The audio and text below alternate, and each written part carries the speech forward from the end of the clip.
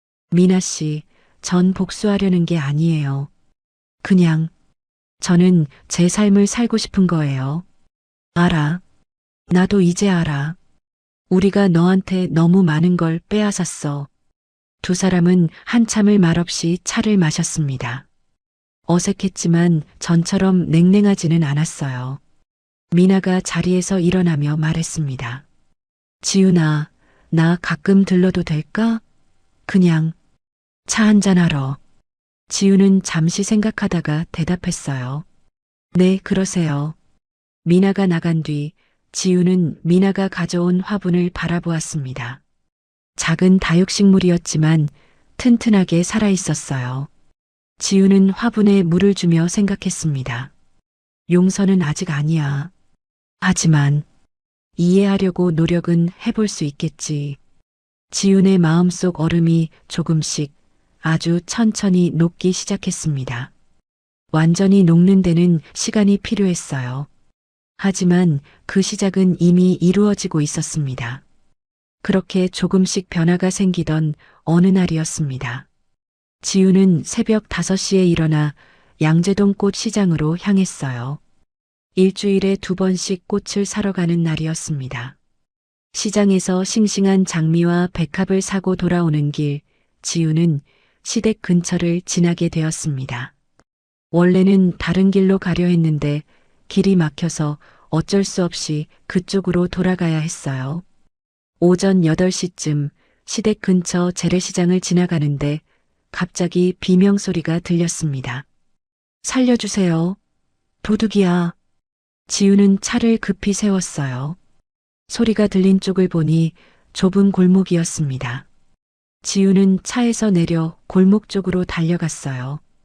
골목 안에서 한 노인이 바닥에 쓰러져 있었습니다. 검은 옷을 입은 남자가 노인의 가방을 낚아채 달아나고 있었어요. 지훈은 순간 얼어붙었습니다. 바닥에 쓰러진 그 노인이 시어머니였거든요. 어머님. 지훈은 소리치며 시어머니에게 달려갔습니다. 동시에 핸드폰을 꺼내 112에 전화를 걸었어요. 여보세요, 110이죠? 강도 사건이에요. 위치는 동대문구 신설동 재래시장 뒤쪽 골목이고요. 범인은 검은색 후드티를 입은 30대 남자예요. 지금 북쪽으로 도망가고 있어요. 전화를 하면서도 지훈은 시어머니를 부축했습니다. 시어머니는 손목을 붙잡고 신음하고 있었어요. 어머님, 괜찮으세요? 어디 다치셨어요? 시어머니는 지훈을 보고 눈이 휘둥그레졌습니다. 지훈아. 어머님, 지금 그런 거 신경 쓰지 마시고 일단 일어나세요. 지훈이 시어머니를 일으키는데 시장 상인들이 모여들었습니다. 아니, 무슨 일이에요? 강도가 할머니 가방 뺏어갔어요. 저기 저 골목으로 달아났어요. 지훈이 손가락으로 가리키자 젊은 상인 몇 명이 달려갔습니다. 시장 상인들은 서로를 잘 아는 사이였거든요. 누군가 다치면 모두가 나섰어요. 잡았어요. 여기 있어요. 몇 분 후 상인들이 범인을 붙잡고 돌아왔습니다. 곧이어 경찰차 사이렌 소리가 들렸어요. 경찰이 도착해 범인을 연행했습니다. 할머니, 신고하신 분이세요?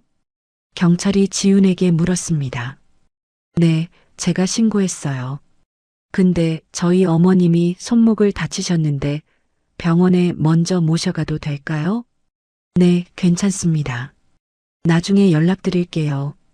피해자분 연락처 남겨주세요. 지훈은 시어머니를 부축해 차까지 데려갔습니다. 시어머니의 손목이 퉁퉁 부어 있었어요. 얼굴은 새하얗게 질려 있었습니다. 어머님, 응급실 가야 할 것 같아요. 지훈아, 나는 괜찮으세요. 제가 모시고 갈게요. 지훈은 차를 몰아 가장 가까운 병원 응급실로 향했습니다. 응급실에 도착해 접수를 하고 시어머니를 휠체어에 앉혔어요. 시어머니는 계속 멍한 표정으로 앉아 있었습니다.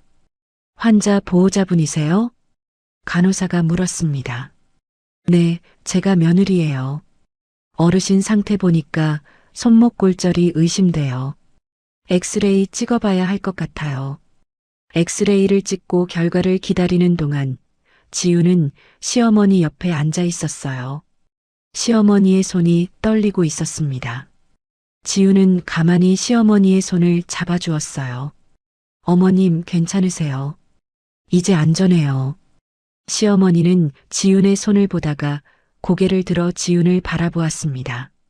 눈가에 눈물이 맺혀 있었어요. 지훈아. 네, 어머님. 고맙다. 정말 고맙다. 시어머니의 목소리가 떨렸습니다. 엑스레이 결과가 나왔어요. 다행히 골절은 아니고 손목 염자였습니다. 깁스는 하지 않아도 되고 보호대만 착용하면 된다고 했어요. 치료를 마치고 나오는데 미나와 남편이 급히 들어왔습니다. 엄마, 괜찮으세요? 지훈이한테 연락받고 놀라서 바로 왔어요. 미나가 어머니를 부축했습니다. 남편은 지훈을 보며 고개를 숙였어요. 고마워, 지훈아. 내가 없었으면. 괜찮아요. 당연히 해야 할 일이었어요. 지훈은 담담하게 대답했습니다. 시어머니가 지훈의 손을 꼭 잡았어요. 지훈아, 엄마가 진짜 미안했어. 시어머니의 눈에서 눈물이 주르륵 흘러내렸습니다. 오늘 일도 그렇고 엄마가 너한테 너무 못했어. 10년 동안 당연한 줄만 알고 내가 얼마나 힘들었는지 한 번도 생각 안 해봤어. 어머님, 오늘 내가 나를 도와주는 걸 보면서 깨달았어. 넌 나한테 아무 의무도 없는데 그래도 도와줬잖아. 나는 내가 가족이니까 당연하다고만 생각했는데 시어머니는 말을 잇지 못하고 울기 시작했습니다. 68년을 살아온 노인의 눈물이었어요. 지훈의 가슴도 뭉클해졌습니다. 분명 아직도 아픈 상처가 있었어요. 10년 동안 쌓인 서러움이 하루아침에 사라지지는 않았습니다. 하지만 지금 눈앞에 있는 사람은 시어머니가 아니라 그냥 사람이었어요. 넘어져서 다친 한 사람, 도움이 필요한 한 사람이었습니다. 어머님, 이제 그만 오세요. 손목 다치셨는데 무리하시면 안 돼요. 지훈은 시어머니의 등을 토닥여 주었습니다. 시어머니는 손수건으로 눈물을 닦으며 말했어요. 지훈아, 나중에 내가 괜찮을 때 꽃집에 가도 되겠니? 네, 오세요. 지훈의 대답은 여전히 조심스러웠습니다. 하지만 전처럼 차갑지는 않았어요. 지훈은 시어머니를 미나에게 맡기고 병원을 나왔습니다. 주차장으로 걸어가며 지훈은 하늘을 올려다보았어요. 맑은 봄 하늘이 펼쳐져 있었습니다. 가슴속 얼음이 조금 더 녹은 것 같았습니다. 아주 조금 천천히요. 용서와 화해는 시간이 필요한 일이었어요. 하지만 오늘 그 첫걸음을 뗀 것만은 확실했습니다. 그날 이후 남편은 회사 기숙사로 돌아갔습니다. 작은 원룸 형태의 기숙사였어요. 침대 하나, 책상 하나, 옷장 하나. 그게 전부였습니다. 저녁 6시 퇴근한 남편은 텅 빈 방에 들어섰습니다. 불을 켜도 방은 여전히 쓸쓸했어요. 냉장고를 열어봤지만 아무것도 없었습니다. 남편은 편의점으로 향했어요. 도시락 하나 데워주세요. 편의점 직원이 도시락을 전자레인지에 돌렸습니다. 남편은 벤치에 앉아 멍하니 기다렸어요. 3분 후 따뜻해진 도시락을 받아들었습니다. 방으로 돌아와 플라스틱 뚜껑을 열었습니다. 김치볶음밥 도시락이었어요. 김이 모락모락 올라왔지만 식욕이 없었습니다. 그래도 남편은 숟가락을 들었어요. 한 입, 두 입. 맛이 없었습니다. 지훈이는 매일 이렇게 혼자 밥을 먹었을까? 남편은 문득 생각했습니다. 10년 동안 자신은 집에 오면 항상 따뜻한 밥이 차려져 있었어요. 지훈이 새벽부터 일어나 준비한 밥상이었죠. 당연하게 여겼던 그 밥상이 이제야 그리웠습니다. 저녁을 먹고 나니 할 일이 없었습니다. TV를 켰지만 무슨 내용인지 머리에 들어오지 않았어요. 남편은 핸드폰을 꺼냈습니다. 아이들에게 영상통화를 걸었어요. 아빠, 도유리와 서아의 얼굴이 화면에 나타났습니다. 우리 아들, 딸 잘 지내? 네, 아빠. 근데 아빠 언제 집에 와요? 서아가 물었습니다. 남편은 가슴이 먹먹했어요. 조금 있으면 아빠가 곧 갈게. 아빠, 오늘 엄마가 짜장면 해줬어요. 진짜 맛있었어요. 도유리가 자랑스럽게 말했습니다. 남편은 씁쓸하게 웃었어요. 지우는 아이들과 함께 행복한 저녁을 보냈는데 자신은 편의점 도시락을 혼자 먹고 있었습니다. 그래, 잘 먹었구나. 엄마 말씀 잘 들어야 해, 알았지? 네. 영상통화를 끊고 나니 방은 더욱 고요했습니다. 남편은 침대에 누워 천장을 바라보았어요. 10년이 주마등처럼 지나갔습니다. 공무원 시험을 준비한다고, 더 나은 미래를 위한다고, 그렇게 지훈에게만 기댔던 세월이었어요. 지훈이 얼마나 힘들었을지 한 번도 제대로 생각해 본 적이 없었습니다. 다음 날 퇴근 후 남편은 회사 동료와 술을 마셨습니다. 도혁아, 너 요즘 안 좋아 보인다. 무슨 일 있어? 형, 나 집사람하고 떨어져 지내고 있어. 뭐, 이혼하는 거야? 아니, 아직은. 근데 잘 모르겠어. 내가 너무 잘못했거든. 남편은 그동안 있었던 일들을 동료에게 이야기했습니다. 동료는 한참을 듣고 나서 말했어요. 야, 도혁아. 가정을 잃으면 다시는 못 구해. 내가 이혼하고 나서 얼마나 후회했는지 알아? 지금이라도 늦지 않았어. 가서 진심으로 사과하고 달라져. 근데 형, 나는 뭘 어떻게 해야 할지 모르겠어. 행동으로 보여줘야지. 말만 하지 말고. 그날 밤 남편은 오랜만에 깊은 생각에 잠겼습니다. 주말이 되었습니다. 남편은 용기를 내어 꽃집으로 향했어요. 하지만 가게 앞에서 한참을 서성였습니다. 들어가고 싶었지만 발이 떨어지지 않았어요. 유리창 너머로 지훈이 손님을 응대하는 모습이 보였습니다. 환하게 웃으며 꽃을 포장하고 있었어요. 10년 동안 집에서 보지 못했던 밝은 표정이었습니다. 저 웃음을 내가 빼앗았구나. 남편은 가슴이 아팠습니다. 1시간쯤 서성이다가 그냥 돌아가려는데 지훈이 밖으로 나왔어요. 뭐 하세요? 들어오실 거면 들어오세요. 지훈이 차갑게 말했습니다. 남편은 어색하게 웃으며 가게로 들어갔어요. 지훈아, 나 할 말이 있어서. 말씀하세요. 지훈은 카운터 뒤에 서서 남편을 바라보았습니다. 남편은 한참을 망설이다가 입을 열었어요. 지훈아, 미안해. 정말 미안해. 그 말은 이제 지겹다고 했잖아요. 알아. 근데 나는 뭘 어떻게 해야 할지 정말 모르겠어. 그냥 미안해. 남편의 목소리가 떨렸습니다. 지우는 한숨을 쉬며 말했어요. 미안하다는 말은 이제 지겨워요. 행동으로 보여주세요. 어떻게? 뭘 하면 돼? 그것도 제가 가르쳐줘야 해요? 당신이 생각해 보세요. 10년 동안 제가 뭘 했는지, 당신이 뭘 안 했는지. 지훈의 말에 남편은 고개를 숙였습니다. 알겠어. 달라질게. 아이들은 내가 책임질게.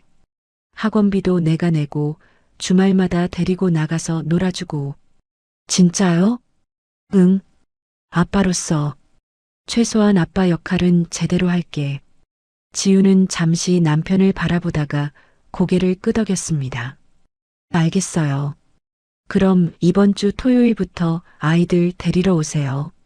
놀이터든 어디든 데리고 나가서 시간 보내세요. 정말 고마워, 지훈아. 고마워할 필요 없어요. 원래 아빠가 해야 할 일이니까요. 다음 주 토요일 남편은 약속대로 집으로 찾아왔습니다. 아이들은 아빠를 보고 반가워했어요. 아빠, 오늘 어디 가요? 놀이터 갈까? 아니면 영화 볼까? 놀이터요. 남편은 아이들의 손을 잡고 집을 나섰습니다. 지우는 창가에서 그 모습을 지켜보았어요. 서툴지만 아이들과 함께 걸어가는 남편의 뒷모습이 보였습니다. 조금씩 달라지네. 지우는 작게 중얼거렸습니다. 용서는 아직 아니었어요. 부부로 다시 돌아가는 것도 아직은 생각할 수 없었습니다.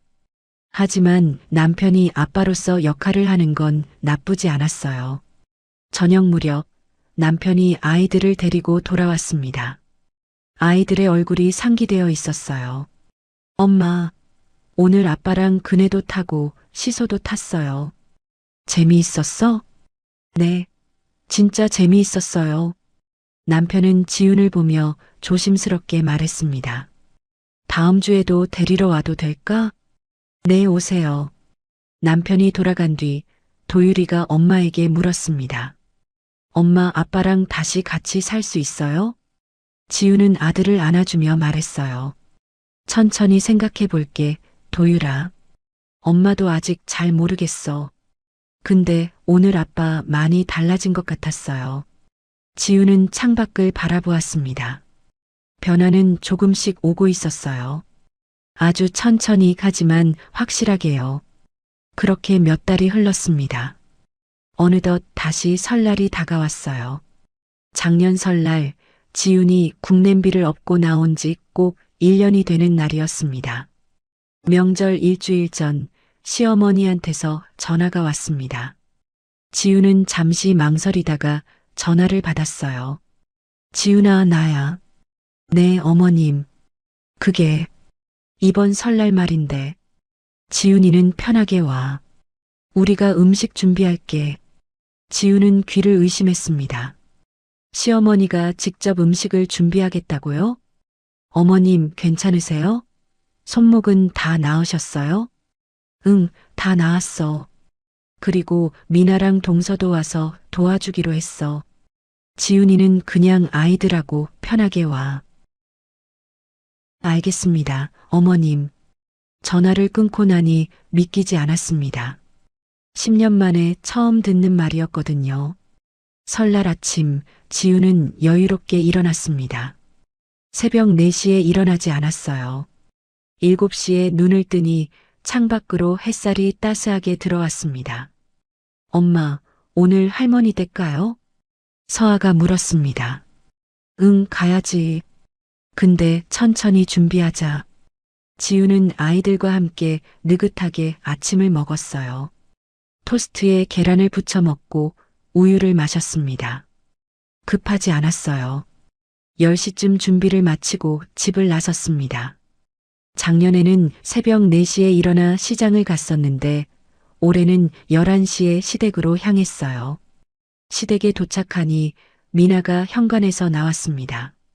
언니 왔어? 어서 들어와. 거실로 들어가니 낯선 풍경이 펼쳐졌습니다. 시어머니와 동서가 부엌에서 음식을 준비하고 있었어요. 상 위에는 간단한 음식들이 놓여 있었습니다. 예전처럼 화려하지는 않았지만 정성이 느껴졌어요. 지훈아, 왔구나. 어서 앉아. 시어머니가 앞치마를 두른 채 나왔습니다. 얼굴에는 땀이 맺혀 있었어요. 어머님, 제가 도와드릴까요? 아니야, 괜찮아. 우리가 다 했어. 넌 그냥 쉬어. 지우는 소파에 앉았습니다. 이상한 기분이었어요. 10년 동안 명절 때마다 부엌에서 일만 했는데 오늘은 손님처럼 앉아 있으니 어색했습니다. 시아버지가 거실로 나왔습니다. 지훈을 보더니 잠시 머뭇거리다가 말했어요. 왔어? 네, 아버님. 시아버지는 현관까지 나와서 아이들을 맞이했습니다. 도유라, 서아야. 할아버지 왔니? 할아버지. 아이들이 할아버지에게 달려갔어요. 시아버지는 아이들을 안아주며 거실로 들어갔습니다. 점심시간이 되어 상이 차려졌습니다. 간단한 전, 나물, 국. 예전처럼 화려하지는 않았지만 먹기에는 충분했어요. 자, 다들 앉아서 먹자. 시어머니가 말했습니다. 모두들 상 앞에 둘러앉았어요. 지훈도 편안하게 자리에 앉았습니다. 밥을 먹는 동안 시아버지가 말했습니다. 음식이 좀 부족하지? 예전보다. 순간 공기가 긴장했습니다. 지훈은 숟가락을 든 손을 멈췄어요. 하지만 시아버지의 다음 말은 예상 밖이었습니다. 그래도 수고 많았어. 미나도 동서도. 시아버지는 며느리들을 바라보며 말했어요. 그동안 지훈이한테만 다 맡겨서 미안했어. 이제야 얼마나 힘든 일인지 알겠더라고. 지훈은 놀라 시아버지를 바라보았습니다.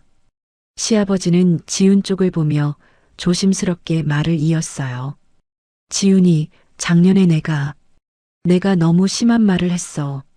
10년을 했는데 서투르다니, 그게 무슨 말이었어. 미안하다.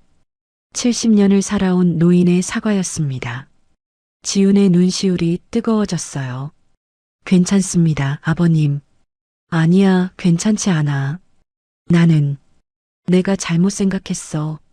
며느리라고 해서 다 해줘야 하는 게 아니구나. 그건 가족이 함께 해야 하는 일이었어. 식탁 위로 잠시 침묵이 흘렀습니다. 하지만 무겁지 않은 침묵이었어요. 식사를 마치고 차를 마시며 이야기를 나눴습니다. 예전처럼 지훈만 설거지하러 가지 않았어요. 미나와 동서가 일어나 부엌으로 갔습니다. 언니는 앉아 있어. 우리가 할게. 오후 3시쯤 지훈은 일어났습니다. 어머님, 저는 이만 가볼게요. 가게 문 열어야 해서요. 벌써? 좀 더 이따 가지. 아니에요, 괜찮아요. 아이들은 아빠가 데리러 온다고 했어요. 현관으로 나오는 지훈을 시어머니가 따라 나왔습니다. 지훈아, 꽃집 잘 되고 있지? 네, 덕분에 잘하고 있어요. 언제 한번 들러도 되겠니? 네, 오세요. 어머님. 지훈은 차에 올라탔습니다. 시댁을 나서는 길, 백미러로 뒤를 돌아보았어요. 시어머니가 손을 흔들고 있었습니다. 지훈도 손을 들어 화답했어요. 꽃집으로 돌아오는 길에 남편한테서 전화가 왔습니다. 지훈아, 나 지금 아이들 데리러 가는 길이야. 오늘 영화 보고 저녁 먹이고 집에 데려다 줄게. 알겠어요. 조심히 다녀와요. 지훈아, 우리 다시 시작할 수 있을까? 지훈은 잠시 생각했습니다. 천천히요. 서두르지 말고 천천히. 알았어. 고마워. 꽃집에 도착한 지훈은 문을 열고 들어갔습니다. 카운터 위에는 미나가 가져다 준 다육식물이 튼튼하게 자라고 있었어요. 새로 산 꽃들도 물을 머금고 싱싱하게 서 있었습니다. 지훈은 앞치마를 두르고 꽃을 정리하기 시작했습니다. 시든 잎을 떼어내고 물을 갈아주고 새로운 꽃꽂이를 만들었어요.